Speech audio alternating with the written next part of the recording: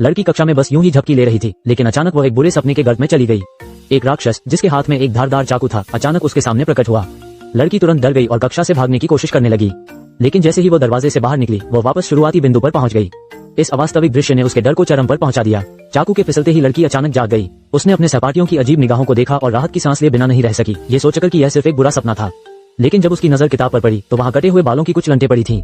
एक पल में एक ऐसा डर जो उसकी हड्डियों में गहराई तक समा गया उसके दिल में घर कर गया, क्योंकि उसे एहसास हुआ कि जो उसने अभी अभी अनुभव किया था वो सच में हो सकता है। जैसे जैसे रात हुई डर साई की तरह उसका पीछा करता रहा। लड़की को डर था कि राक्षस फिर से प्रकट होगा, इसलिए उसने अपने प्रेमी को अपने साथ बुला लिया। कुत्ते के भौंकने की आवाज ने सन्नाटा तोड़ा। वो अपने सोए हुए प्रेमी को जगा नहीं पा रही थी, इसलिए उसे स्थिति का जायजा लेने के लिए अकेले ही कमरे से बाहर जाना पड़ा। उसने धीरे से कुत्ते का नाम पुकारा, लेकिन कोई प्रतिक्रिया नहीं हुई। इस क्षण उसके दिल में अचानक बेचैनी की एक तेज भावना उमड़ पड़ी। वो धीरे धीरे आंगन से बाहर चली गई। उसके सामने का दृश्य देखकर वो सिहर उठी। उसने देखा कि कुत्ता खून से लथपथ पड़ा है और शैतान कुछ ही दूरी पर खड़ा था।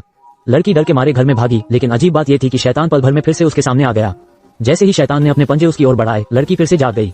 अपने प्रेमी को जो अभी भी उसके बगल में सो रहा था देखकर लड़की अब उतनी डरी हुई नहीं थी, इसलिए उसने उठकर अपना चेहरा धोया।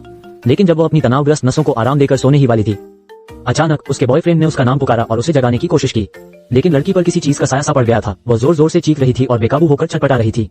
फिर वो रहस्यमय तरीके से हवा में तैरने लगी। 748 बार चक्कर लगाने के बाद अचानक छत से टकरा गई और आखिरकार उसे मुफ्त में खाना मिल गया। क्या अब भी क्लास में सोने की हिम्मत है?